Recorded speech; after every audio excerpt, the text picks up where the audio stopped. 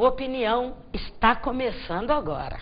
E olha, segundo a OMS, a depressão será a doença mais comum do mundo em 2030. Olha só que responsabilidade.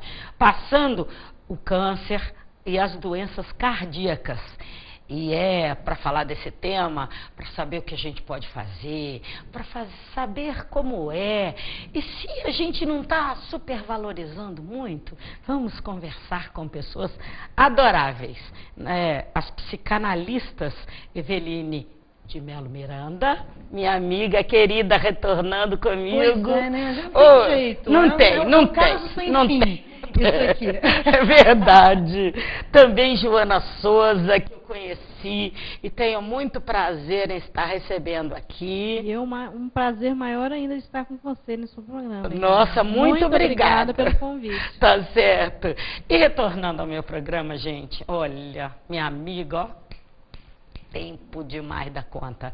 Rejane Six, que também sempre me ajudou em todos os meus programas, que todas as vezes que precisava de um dedinho de bom senso, era ela que eu chamava. Obrigada, minha amiga. Obrigada a você, estou com muito carinho aqui, como sempre. Muito obrigada. E eu quero agradecer a Terê-TV, Canal 11, porque a Rejane tem o programa Quero Mais Saúde, por ter permitido que ela estivesse presente aqui no meu programa. Obrigada a vocês.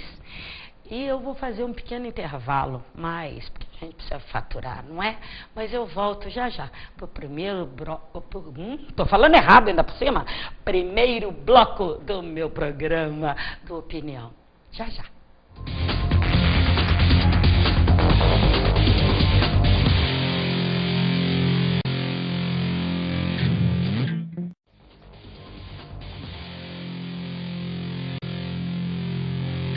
Viu? Não demorou nadinha. E nós vamos começar com esse assunto fervilhante, gostoso, que vai ajudar você bastante. Mas muito leve também. Porque a gente vai mostrar para você desmistificar essa coisa pesada, doída. Não vamos fazer isso, não. Então, eu vou propor a vocês que passem de uma em uma, cada uma defina para mim o que é depressão. E causas, vamos pegar isso tudo e vocês vão fazendo um bate-bola uma com a outra e eu de vez em quando meto meu bedelho no meio. Aí a gente também mete. Isso. Aqui bem assim de frente, o microfone, todos vocês, para sair a voz bem bonitona. Tá, pode. Olha, eu vou começar dizendo o seguinte, que a depressão é algo que acomete as nossas almas, né? É algo... trata-se de alguma coisa, né, que a palavra não dá conta. Tá. E a alma padece. Né? Então, eu acho que a gente pode principiar essa conversa falando disso. Então, depressão é a doença da alma, Joana? Olha, a depressão, ela é algo que acomete o ser humano em qualquer momento da vida. Muitas vezes as pessoas pensam assim que a depressão ela vem de acordo com um episódio ou um acontecimento, né, que vai estar deflagrando isso. Na realidade, algo já está ali, né? E que de repente um fator vivencial, uma experiência pode funcionar como um desencadeador. Exato. Como um dispositivo que vai estar colocando em evidência algo que já está ali, de repente adormecido naquela pessoa. Né? Então quer dizer, Rejane, que lá de trás, de quando eu nasci, eu já trago alguma coisa dentro de mim que pode, diante de algum acontecimento como este que ela falou, desencadeia algo comigo, é isso? Pode. Você já pode nascer, como a gente pode dizer, com uma alma doente, né? E independente do que aconteça, pode ser até... me lembra muito a melancolia também. A melancolia, então, é muito mais séria que a depressão e pouco se fala na melancolia, né? Que é aquele estado de ser inútil o tempo inteiro, né? De não prestar para nada. A depressão eu olho como... Parece que falta amor naquela vida. Aquela vida ficou sem amor. Então, quando a gente fala de amor, é bom a gente pensar no amor próprio, o amor pelo outro, o amor pelas coisas que se faz. Então, não necessariamente precisa haver um motivo. Às vezes, quando você está em luto por alguém, né, e existem pequenos lutos na nossa vida, quando nossos filhos crescem, quando eles saem de casa. Né, mas, meu amor, isso é tristeza. Isso vem... Não, isso é luto. Eu sei, a tristeza é, mas eu não estou é triste depressão. Porque determinada coisa na minha vida não deu certo como eu gostaria. Né? A depressão é uma situação que vem de dentro da alma, ele vai, em vez de aquecer a alma, ele vai enfraquecendo essa alma. É como se houvesse um gelado dentro da alma. Então quer dizer que a depressão é nova? Porque, assim, antes, no colégio, quando chamavam a gente, que hoje é bullying, chamavam a gente ficava triste. Quando a gente perdia uma amiga, a gente ficava triste. Eu estou falando isso de pequena, aí você vai crescendo. Aí você termina um namoro bacana, você fica muito triste, você não quer sair de casa. E por que hoje, qualquer episódio é depressão? Pois é, na verdade, assim, a depressão sempre existiu, como, aliás, todos os males da alma, né, as dores da alma. Aliás, quando você fala, quando você pergunta se a depressão é algo que já vem na gente, eu não diria exatamente assim, mas eu posso dizer assim, que para a gente ser acometido por qualquer questão que possa atravessar a nossa alma, basta a gente existir.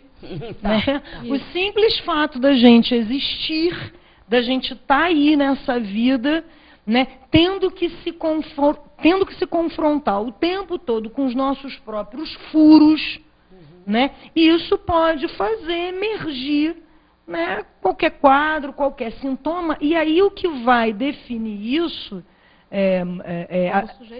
como o sujeito lida, é como o sujeito responde frente a uma determinada situação, né? Como assim? Pessoas mais sensíveis, por exemplo, pessoas de um olhar diferente. Exatamente. Eu vou tentar dar um exemplo bem simples aqui. Nós aqui somos 4 mulheres. Aqui, tentar pensar em alguma coisa que possa ser comum a todos. Eu não vou botar filho porque eu não tenho filhos, mas assim, enfim, vamos falar de filhos. Eu tenho meus gatos, considero como se fosse. Então tá valendo. Né, a questão, por exemplo, é quando um filho começa a tomar seu próprio rumo, começa a crescer, começa a buscar um caminho. Para uma mãe, não tem mãe que não vá ter as suas dificuldades a lidar com aquele sujeitinho, né, enfim, que em algum momento ela teve a ilusão que era uma continuidade dela. Né? Essa ilusão é inevitável. É inevitável. Perfeito. Ele cresceu e partiu para a vida dele. Que ele cresceu e vai. Agora, como cada uma de nós vai lidar com essa situação, eu estou entendendo. É muito distinto. Pode ser que eu fique meio mal, fique tipo, ai meu Deus. Mas encare melhor. Meu pintinho, né? Saiu do ninho. Meu coelhinho, meu bebezinho cresceu. Para uma outra mãe, pode ser que aquilo traga um luto, né, tão forte, tão pesado, que a gente pode chegar a pensar, até na questão da melancolia, de um luto que não se elabore. Né? A gente pode, por conta disso, pode sim emergir um quadro depressivo. Eu fechei a porta do quarto do meu último filho que saiu e levei muito tempo sem entrar lá. Muito tempo. Mas, quando ele disse que ia partir, ele virou para mim e falou assim: mãe, você acha que eu devo? Eu falei: acho que deve. Acho que deve. Aí a pergunta dele para mim foi: mas você não me quer mais? Eu acho que o luto dele foi maior que o meu. Pois é, mas tem o luto. Até legal você estar falando isso. Como você lidou com a situação, né? Exemplificando o que a Eveline... Eu falei, mas amar é deixar ir. Mas eu também acho que isso... E não tem...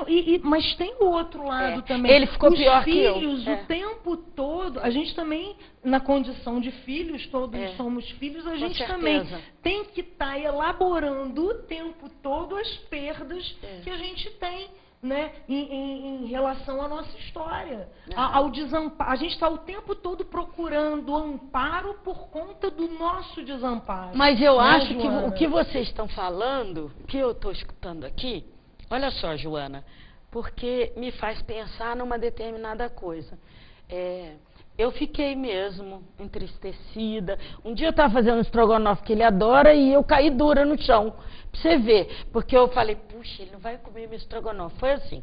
Mas aí o meu trabalho, aí eu voltei tanto pro meu trabalho. O meu trabalho, e diga-se de passagem, meu marido na época, me ajudaram profundamente. Aí eu me voltei para o trabalho e eu descobri que, embora ele estivesse longe com saudade, era bom deixar de cuidar para cuidar de mim mesma. Na realidade, você investiu em outras coisas.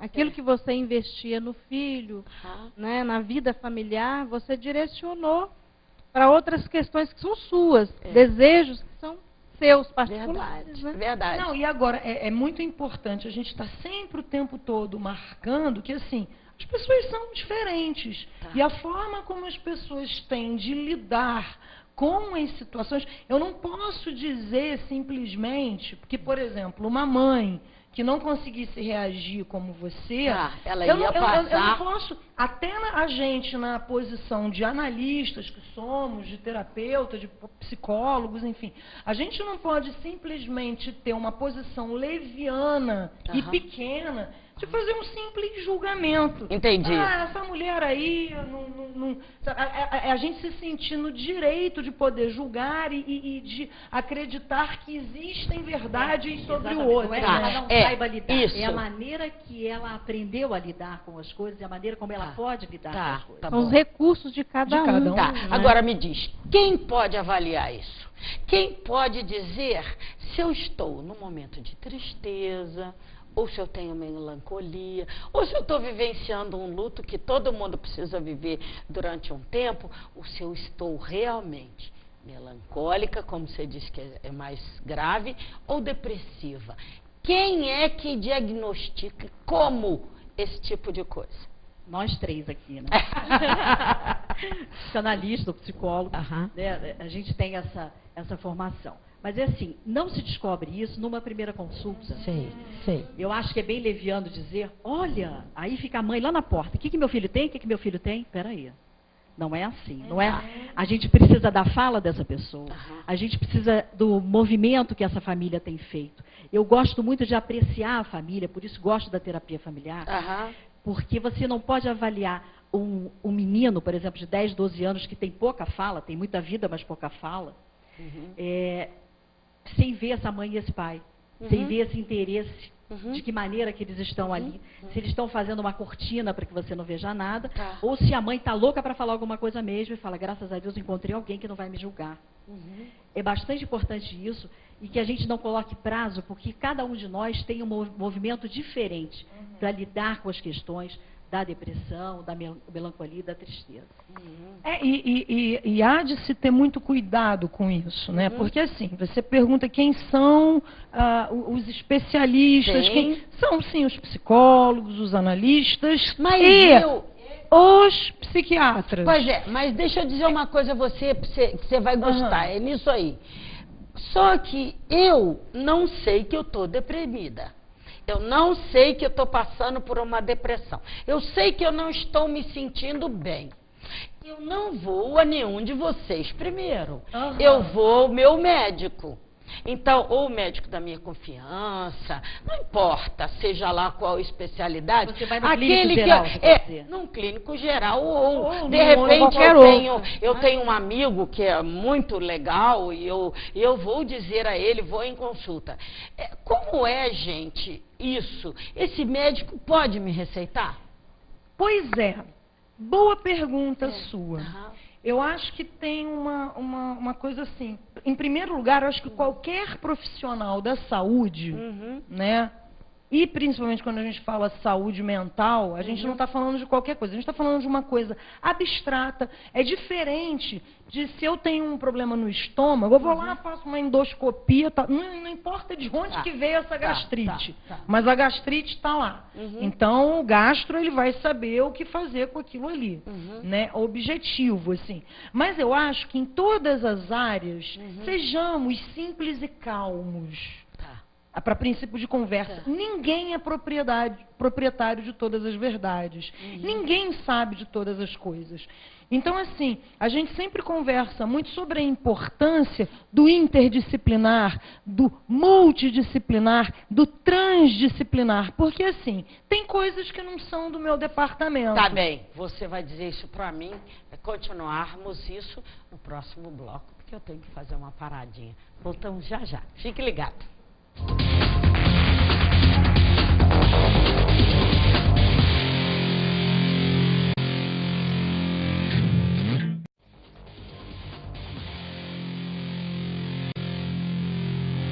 Estou de volta, segundo bloco, e nós vamos continuar aqui de pressinha, porque está fresquinho em nossas cabeças ainda. Vamos continuar nessa coisa do interdisciplinar, nessa coisa de como fazer um diagnóstico, quem pode, sabe? Vamos dar continuidade a isso, ponto. Quem quer falar agora? A Eveline que estava falando. Então vamos lá, olha só para a gente não perder o fio da meada. Ninguém é dono de verdade. Aliás, ninguém é dono de verdade nenhuma. Quem dirá de todas as verdades, né? Então, né? E assim, até deixa eu retomar uma questão que você falou. Bom, eu estou em casa, eu estou sentindo uma determinada coisa, eu não sei do que se trata. Mas você não tem que saber, você não é obrigada a saber. Por isso você procura um médico, por isso você procura o psicólogo, por isso você procura o analista. Então, cabe a esses profissionais, né? É de responsabilidade deles, né, ouvirem essas questões com muita ética. E ética significa de uma forma bem ampla, né? Quer dizer, é você olhar na direção do outro. Sabe, né? Por que eu estou falando isso para vocês? Sabe por que eu perguntei e pedi para vocês entrarem nisso aí? Porque assim, quando você separa, você sabe que você precisa, vamos supor, você acha que você não dá conta sozinha, então você vai a um terapeuta, uma psicanalista, não importa qual o profissional dessa área você vai procurar, tá? Quando você perde alguém, você sabe que você pode estar se sentindo mal e gostaria de uma ajuda. Agora, quando você, de repente, não aconteceu nada, e você começa a ficar ruim, você não sabe que está deprimido. Excelente a sua pergunta, Eliane. Muito boa mesmo, porque na realidade a gente tem a condição de diferenciar isso que é estrutural dos sujeitos que vem, né, e que de repente vai deflagrar em algum momento da vida do sujeito e que não necessariamente está relacionado com um evento que tenha acontecido, ou uma separação, ou uma perda real, uma situação de luto. E isso, né, é importantíssimo isso para o diagnóstico. Porque a tristeza, ela é do ser humano. Né? Não existe essa ideia de que a gente tem que ser feliz o tempo todo e bem-sucedido e de alto astral, né, 24 horas, os 7 dias da semana. Não existe isso. E hoje a gente está vivendo um momento muito assim delicado na nossa sociedade, porque parece que isso fica implícito, né? Parece que a gente tem que estar sorridente o tempo todo. A felicidade virou uma obrigação. A felicidade virou uma obrigação. E aí o que acontece? A gente deixa de perceber que nós ficamos tristes, sim. Eu fico triste. Com certeza. Nós ficamos tristes. É como se a gente perdesse a narrativa do ser. Quem sou eu para a narrativa do ter? Mas eu não tenho, mas eu não possuo. Eu tenho que ser bem-sucedido. Eu tenho que ser grandioso em tudo que eu faço. Né? E isso causa realmente tristeza. E na realidade a gente percebe que são tentativas de lidar com esse furo que a Eveline estava falando. Né? A gente começa, a nossa sociedade hoje, a gente vive assim, nessa busca por tapar isso que é nosso. Que é justamente o fato de a gente ser limitado, não é? Que é uma divisão que nós temos dentro de nós e que nada, né, podemos assim dizer, obturar isso, né? Tapar isso. É estrutural isso. É estrutural, né? Não adianta. Muitas vezes a gente fica nesse consumismo desenfreado, né? Querendo ter, ser feliz e consome daqui, consome dali.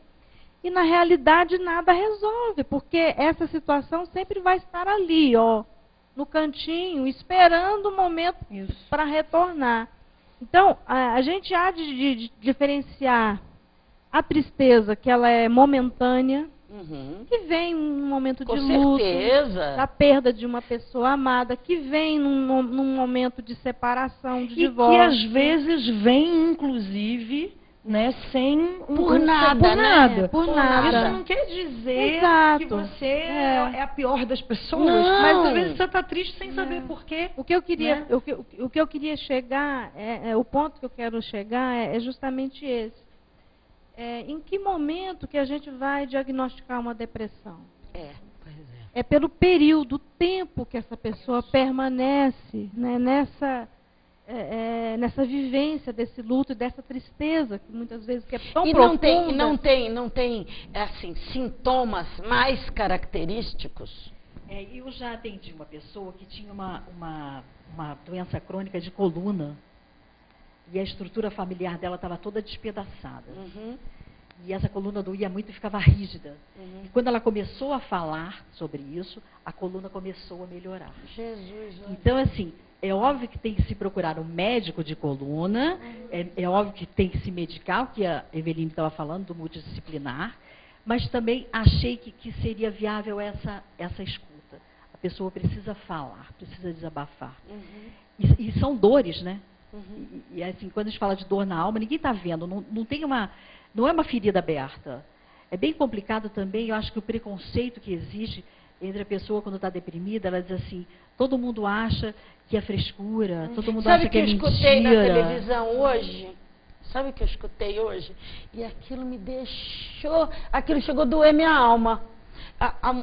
Uma mulher falando, porque nós ouvimos no Fantástico que o Chico Anísio falando de depressão e tudo, e hoje eu escutei no jornal uma mulher dizendo, eu estava deprimida e ela é pobre, ela é uma mulher pobre, ela é uma mulher negra, ela estava dizendo isso, pobre, negra, mora na periferia, e ela disse, a minha família inteira, quando me diagnosticaram com depressão, dizia, pobre não tem que ter depressão, pobre não pode ter depressão, porque tem que trabalhar.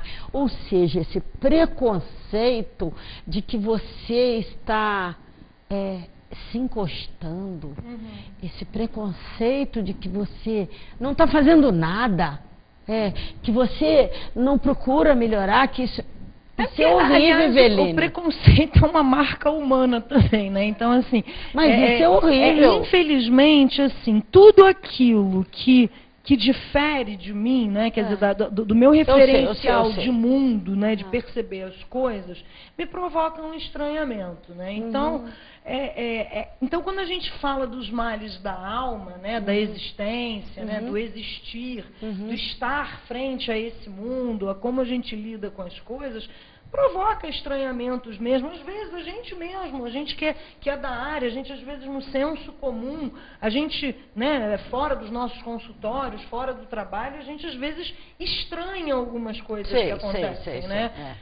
Mas, assim, eu acho importante esses espaços em que a gente possa falar sobre isso para tentar fazer isso cair um pouquinho. Né? Desmistificar. Porque não é frescura, não. É isso que eu né? É algo que tem algo ali que não está se dando conta. Né? Quando você... Que eu não estou aguentando, é exatamente. E você não sabe o que é. A gente tenta o tempo todo nomear, A gente tenta o tempo todo dar conta Dá disso. conta. Ou seja, né? eu tenho preguiça, eu estou sem vontade, eu quero ficar olhando para cima e nada me distrai, nada eu quero, nada é gostoso, eu não encontro uma ausência prazer. total de libido, né? Isso, eu não encontro prazer em nada, eu não quero conversar. É por isso que quando, uma vez... É como se fosse uma paralisia do desejo, né? Fica daí, ali estancado. Deixa de ser o sujeito desejante. Essa energia de ser, né? Da pulsão de vida mesmo. É por isso que quando eu comecei a me sentir mal, eu tinha sono, presta atenção, muito sono, eu não queria acordar. Eu acordava de manhã, tomava café e dormia de novo. E quando eu deitava, eu tinha ido na cozinha me arrastando. Quando eu voltava, eu disse, ai, minha cama é uma delícia. Olha só. Aí, assim, eu achava gostoso estar ali. Só que acontece que dizia assim, meu Deus, eu quero parar de ter sono, eu estou com uma saudade do meu trabalho, eu queria... Olha só, então vamos abrir um parêntese aí, né? Isso. A questão, assim, por que eu estava falando lá atrás, por isso que eu quero né, da importância da gente ter um olhar atento e cuidadoso. A gente aqui, a gente não vai se fazer de inocente, eu sei. Que a gente acredita mesmo que há até mesmo as coisas que acontecem no nosso corpo, fisicamente, elas têm uma origem. Aqui a gente acredita um bocado nisso, né? A gente acredita um bocadinho nisso. Né? Então, assim, mas porém, tem um detalhe. Tem um detalhe. Independente disso, se eu produzir uma gastrite, né? Pode ser que essa gastrite... Eu acredito nisso, né? Ela tá ali por uma razão de ser alguma coisa que eu não pude me escutar, eu não consegui me ouvir, eu não dei conta, alguma coisa... Eu não liguei porque o meu corpo... Alguma coisa se estabeleceu ali no meu corpo. Porém, né? Eu não posso deixar, eu não posso ser irresponsável com o meu paciente, né? Então, assim, se tem alguma coisa acontecendo, tem um determinado sintoma, vamos ao médico, vamos ver o que está acontecendo. Vamos parar de novo. É sempre com elas, né? Olha só, e é um assunto que é um estouro, vocês estão vendo? Eu estou gostando muito, eu espero que vocês também. Eu já volto.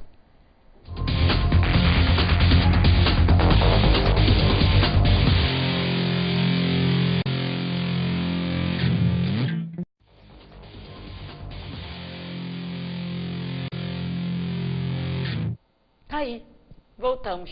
Terceiro bloco. E vai passar depressíssimo também. Mas, de novo, eu te interrompi. Perdão. Vamos lá. Mas vamos lá. Eu vou tentar ser breve tá agora. Tá bem. Né? Assim, a gente estava falando dessa questão dessa responsabilidade que a gente tem que ter, nós, os profissionais da saúde mental e tal, a gente tem que ter esse olhar, a gente tem que investigar. Verdade. Né? A gente tem que ter... qualquer profissional da saúde precisa treinar a sua escuta, né? Tá bem. A gente tem que ter cuidado com o que a gente ouve, como a gente ouve, né? Isso não é uma questão qualquer.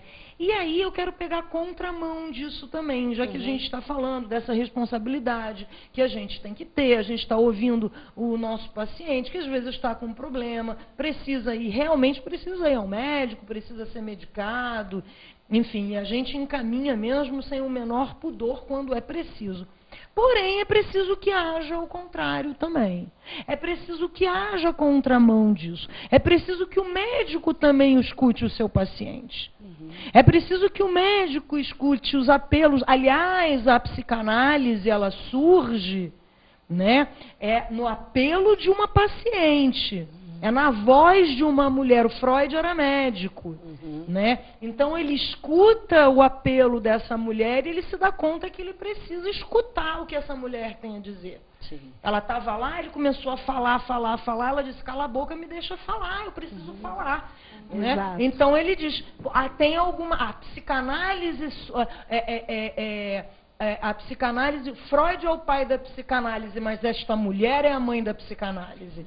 Porque foi a partir... Ele tem toda a razão. Foi a partir desta mulher, do grito de dor desesperado desta mulher que surge a psicanálise. Né? Pena que não existem mais mulheres assim. Mais né? mulheres assim. E peça para o seu médico, por favor, deixa que eu fale. Deixa que eu fale. Pois é, mas eu... A gente consegue falar para os maridos. Pois Cala a é, boca que eu mas vou é falar. assim. Então, Mas eu quero... eu pedi, pelo amor de Deus, para me ouvirem. Então justamente é isso aí. E por isso você está de pé. Né? Eu acho importante a gente entender, né, que assim, ninguém tem que querer se apropriar de paciente, ninguém tem que ser dono da verdade. É isso que faz é isso que provoca todas as guerras entre a humanidade, né? Na humanidade. Então, assim, eu acho que a gente tem que tentar ouvir o nosso paciente, ver o que está acontecendo.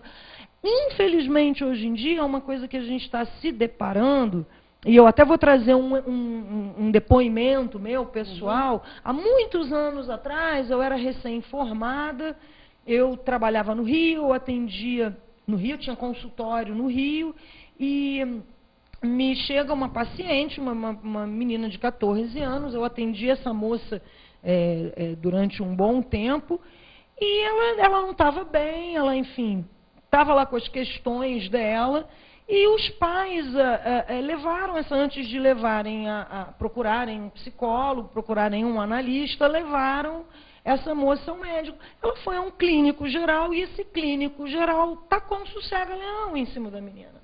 A menina chegou no consultório completamente letárgica, né? Dopada. Né? E assim, eu tentei entender qual era a razão disso. Chamei esses pais no consultório, vamos conversar, eles estavam apavorados. E assim, eu me autorizei a mim mesma a tomar uma atitude, né, ali naquele momento, falar, olha, vamos tirar o medicamento dessa moça e vamos ver o que está acontecendo. E vamos levá-la se for o caso, ela vai a um especialista, enfim, vai a um psiquiatra, se houver... Ou seja, resumindo a história, essa moça parou de tomar o medicamento, fez o seu percurso de análise, pôde falar das suas questões, uma série de sintomas que estavam acometendo a alma dessa moça foram podendo foram falados de alguma maneira, e ela pôde, com os seus sofrimentos e as suas dores, pôde dar continuidade à sua história de vida. Né? Sem precisar ficar babando na gola, né? Então, assim, eu acho que essa é a questão. Né? Perdão. Então, acho que assim, é um olhar bacana que eu acho isso, da gente Chica. Poder falar com um pouco de alegria. Isso. Claro. Exatamente, faz um pouco de humor. É né? verdade. A vida já é muito trágica. É isso já é muito mesmo. doída. Mas Já é fala, muito Joana. doída. Não, eu que estava ouvindo a Eveline, e realmente, assim, os sintomas são palavras amordaçadas. Sim. Né? Aquilo que você não fala, aquilo que a sociedade recrimina, que você não pode falar. Não é? Não é bonito, não é permitido. Não é permitido, não é aceito socialmente. E as pessoas, elas vão se calando durante a vida. E isso, né, remete ao corpo. Toda palavra não dita, ela pode suscitar ali um sintoma. Então, Lacan, né, psicanalista francês, ele diz isso, que as palavras, né, que o sintoma são palavras amordaçadas, né? Sim. Palavras não ditas. Sim. E aquilo que você precisa pôr para fora. Exatamente, por isso que às vezes acontece, assim, quando a gente começa a atender, logo assim no início das primeiras sessões, pode acontecer de alguns sintomas simplesmente desaparecerem. Simplesmente porque pelo fato de ter um outro ali, né, com a sua escuta voltada, né, para aquela pessoa. E é bom você estar falando isso, é bom sinalizar que é bom que o profissional que está do lado de cá não se deslumbre com isso. Exatamente, né? Porque na verdade o sintoma, ele está recobrindo só. Ele é simplesmente um véu, né? Seja o sintoma da depressão, seja o sintoma muitas vezes da angústia, que a angústia também leva muita gente a procurar uma análise. Né? Seja um sintoma físico, no sentido realmente de um problema orgânico, né? Uma doença realmente diagnosticada por exames, né? Ela está ali, mas ela está ali fazendo... Qual é o papel, qual é a função disso que está ali? Está velando alguma coisa que isso se instaurou ali, sujeito. Né? Por que isso se instaurou ali? Né? Por falta de falar? Sim, na realidade, assim, a fala pode muitas coisas. Né? É a medida. Engraçada, eu queria perguntar para você. Agora, não é qualquer fala. Tá? Sim, sim. Não é qualquer fala. É. Eu ouvi isso de um paciente meu que eu achei assim, fantástico, né? Um insight que ele teve, né?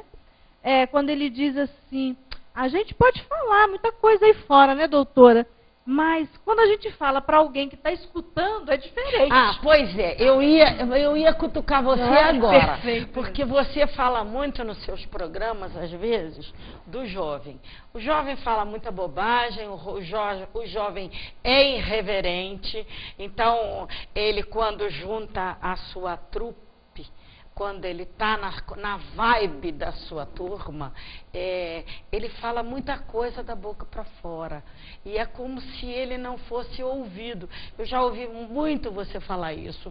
E você falar muito de amor, entre marido e mulher que não se escutam, o jovem que não é escutado.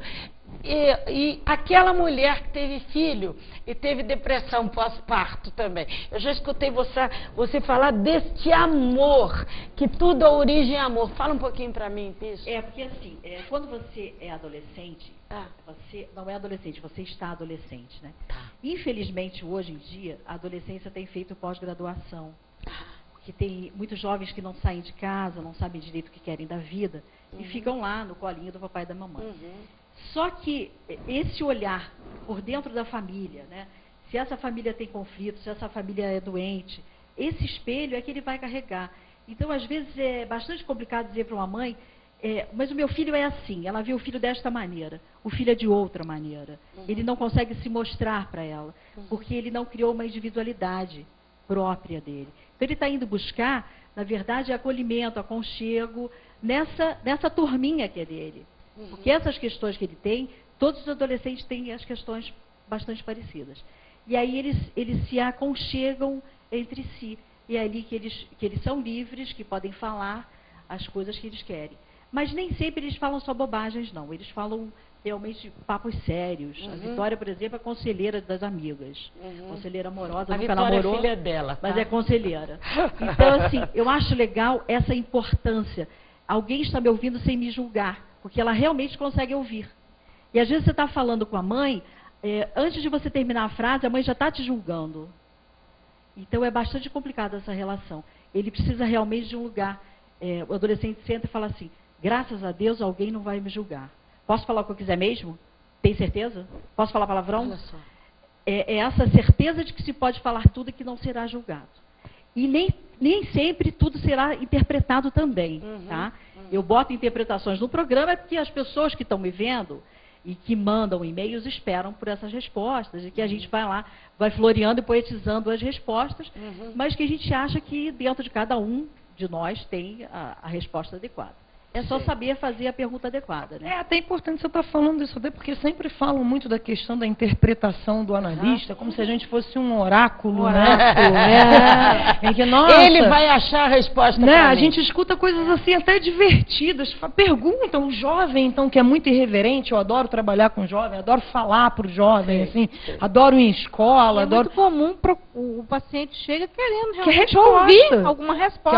É uma resposta. Ou seja, eu vou levar um pedaço da minha vida para você resolver. Exatamente. E assim, as perguntas surgem, né, do tipo, pô, Joana, esse negócio que essa, né, pô, minha mãe tem mania de dobrar a toalha do lado de não sei o quê.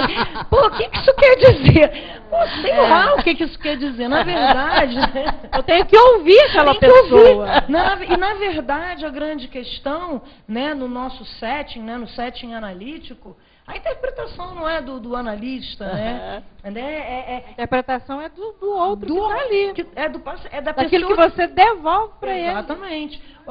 O sujeito está ali, né? Ele precisa falar para alguém para se ouvir. Né?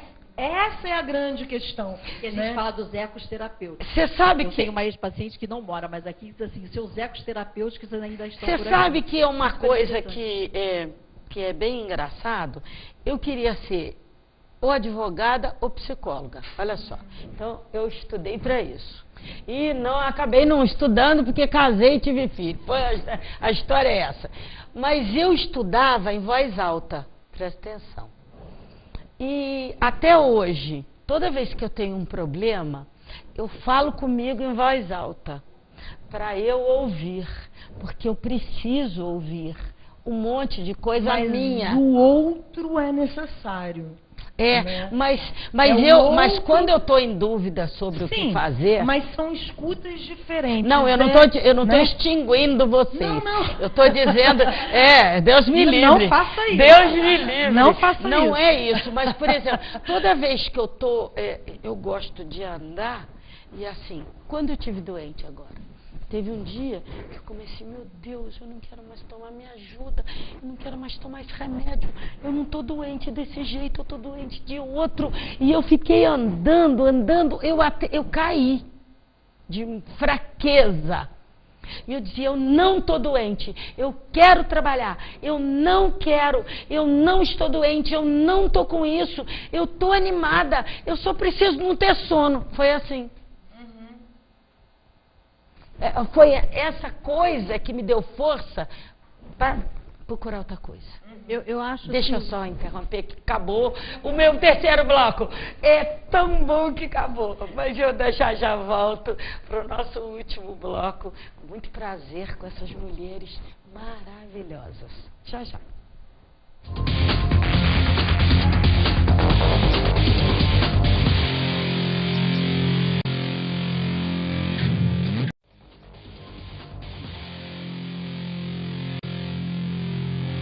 Pois é, nós estamos de volta para o nosso último bloco. Ai, que pena, queria ficar aqui muito. Tá muito bom, vocês não sabem. Olha, e no intervalo ainda é melhor. Mas só por causa disso a gente volta. É isso mesmo. Rê, me diz o que disso tudo que você está escutando. Vamos começar agora com as nossas considerações, para que cada uma possa dar um sentido para isso tudo que a gente falou e ajudar aquela minha amiga, aquele meu amigo que está ali nos ouvindo, falando da depressão. Então eu vou usar um trecho de uma música do Vinícius que eu amo, que aliás é a minha cara, que diz assim, é melhor ser alegre do que triste, alegria é a melhor coisa que existe. Mas ele diz também que também é necessário um pouquinho de tristeza. Isso. Né? É necessário um pouquinho de tristeza. Então, assim, porque senão não se faz um samba bom. Não se faz um samba bom. Sem um pouquinho de tristeza não se faz um samba bom. É como se a vida fosse uma grande canção que a gente tivesse que cantar e tocar por aí. E a gente vai sempre tentando tocar da melhor maneira. Né?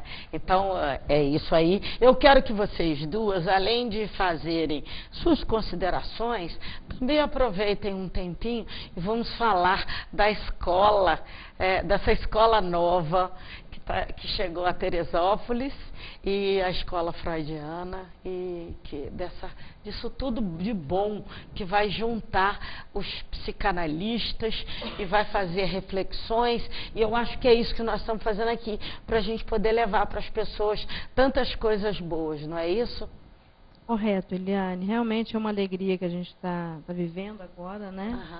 Que é a chegada do Corpo Freudiano, Escola de Psicanálise a Teresópolis. Né? Através de um trabalho que nós começamos no início do ano passado e que se consolidou, né?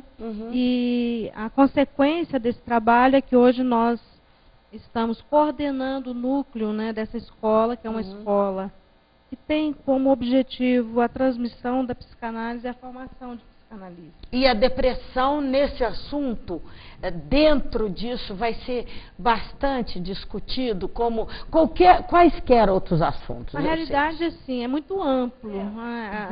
O que a gente trabalha na psicanálise, na realidade, ela vai abarcando uma imensidão de coisas. A depressão está aí também, né, nesse sentido.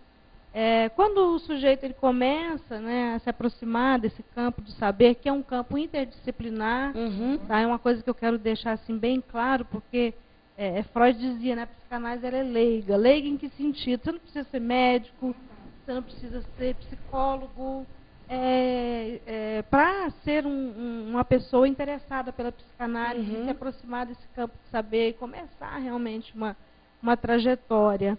Né? E, na verdade, a nossa proposta aqui para Teresópolis é justamente trabalhar nesse campo interdisciplinar, abarcar, né, profissionais das mais diversas áreas, queiram, né, saber um pouquinho, né, um pouquinho de Freud, e isso assim provoca verdadeiras revoluções na vida da gente, né, que a gente começa e não quer parar. Freud dizia, né, que a psicanálise é uma peste, né, que ela é viciante. Ela é viciante, ela se transmite, entra dentro da gente e não sai nada. Não sai mais não. E aquele ser que aprende um pouco, que lê um pouco, que tem um pouco... Deixa eu fazer uma pergunta para vocês. Você se compreende melhor? A gente se compreende melhor? Ou, pelo menos, compreende as várias nuances da vida e comportamentais? Você acha que isso nos ajuda? Olha, essa sua pergunta é quase uma saia justa. E caiu para você. Mas olha só, por que eu falei quase, né? Porque, na verdade...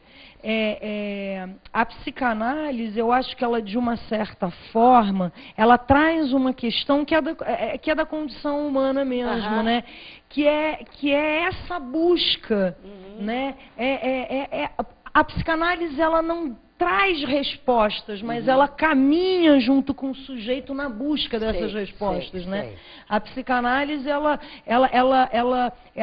permite o sujeito se perguntar, né? Quer dizer, trilhar Mas isso que eu estou dizendo, então, eu não estou falando de resposta. Eu sei. É assim, eu aceitar e enxergar que eu estou triste por causa disso, e que eu vou trabalhar isso. Ou seja, pelo menos eu ter um pouco mais de luminosidade dentro de mim. É lógico que assim, a gente acredita firmemente assim, que o percurso de análise, né, você poder se ouvir, né, esse percurso te leva a uma mudança de posição. A sua vida continua a mesma, mas a maneira de você lidar com essa sua vida é uma outra vida. Como dizia o Marco Antônio. Essa é a grande questão, né? Porque muitas vezes o que a gente vê por aí é uma promessa de felicidade, de cura. Na verdade, mentira, é uma ilusão. Porque uma pessoa, uma vez mais delicada, veio conversar comigo, eu falei, é possível ser curado da própria vida? Da própria existência? Existe uma dor que é inerente ao existir. E muitas vezes é essa dor da existência, né, que nos leva a procurar algo além.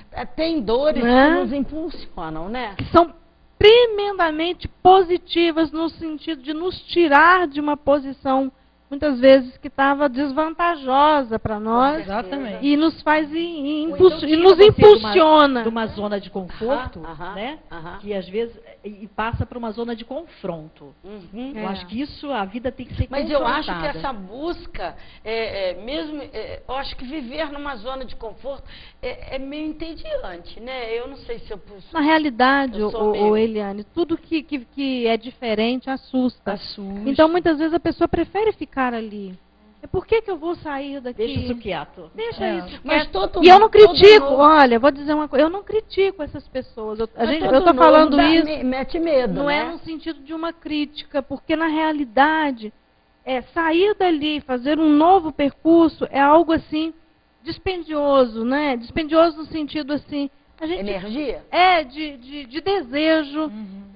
Custa alguma coisa mudar de posição na vida. Porque a terapia dói, né? Fazer terapia dói. Não é sempre muito prazeroso. Dói. Mas é uma dor maravilhosa. Porque você tem que olhar para você e aceitar que você fez errado quando você achava que era... Agora é uma dor libertadora, é diferente. Não uma dor paralisante, é uma dor libertadora. Quando você cita o exemplo de se olhar no espelho e tudo mais, Na realidade, quando eu digo assim que a psicanálise não vai curar a pessoa da vida, na realidade a psicanálise vai permitir que essa pessoa olhe de uma posição diferente para as situações da vida. E isso já é causa assim, de uma mudança, de uma qualidade de vida, que é uma coisa assim surpreendente. Quando você olha um determinado objeto de um ângulo, você vai ver ele de uma forma. Se você muda a sua posição, você já vai olhar para aquele objeto sobre outro ângulo. E é isso que a psicanálise faz. Te permite se posicionar de forma diferente, e à medida que você se posiciona de uma forma diferente, você também vê a vida de forma diferente. É um novo olhar sobre a mesma coisa, mas é um novo olhar. Mas é isso também que envelhecer significa, né? Agora, você perguntou essa questão, né, desse... Vamos encerrar com você. Dessa questão fala demais. Gente, essas mulher gralha. Você fala até da questão desse acesso à psicanálise, da leitura. Se isso também é transformador, claro que é, né? Eu acho que tudo que a gente busca, a psicanálise é ao contrário do que alguns acreditam e do que alguns dizem, enfim, ou viajam. Não é só, assim, a única saída da humanidade não é a psicanálise. Né? Então, assim, ter acesso à psicanálise, através da psicanálise, a gente descobre tantas coisas, a gente... Eu posso dar o meu testemunho. Porque eu comecei a estudar psicanálise antes de fazer análise. Jura? É isso. Eu comecei a estudar e ler Freud, me aprofundar. Chega um momento, pô, o que está acontecendo aqui? Chega uma hora falando, não, eu tenho que buscar a minha análise. E foi a partir daí, né, que tudo mudou. Né, que há esse divisor de águas, né? Comigo foi exatamente o contrário, né? Que nem a gente disse outro dia brincando lá no grupo, assim, é todo um bando de gente com uma alma sem paz, entendeu? Os psicanalistas são ajuntamento de pessoas sem paz. Né? Então eu comecei a fazer análise com 16 anos de idade. Olha, né? Sempre cheio de muitas questões.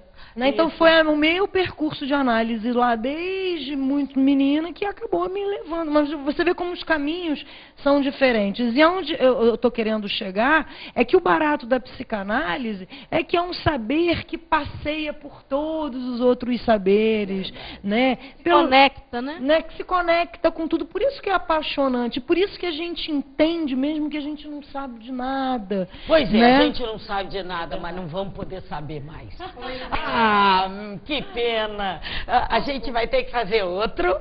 E eu vou ficar muito feliz em receber vocês de novo, em trazerem novidades. Vamos discutir novos assuntos. Quem sabe, qual foi o assunto que a gente disse que ia discutir mesmo? Nós podemos falar sobre, não foi sobre diversidade sexual? Olha, pois vamos falar sobre isso, que hoje gera tanto preconceito. Que as pessoas, às vezes, algumas, não estou falando todas, algumas pessoas não conseguem compreender ou aceitar esse mundo novo. Mas isso fica para o próximo programa. Eu quero agradecer a todos vocês por terem estado comigo.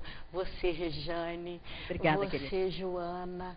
Muito obrigada. Nós é que agradecemos muito a você. E eu espero que você volte quantas e quantas vezes você tiver disponibilidade de tempo, tá bem? Pode contar. Eveline já é sócia mesmo, então... Aí... Eu aqui com a Eliane, eu sou arroz de festa mesmo.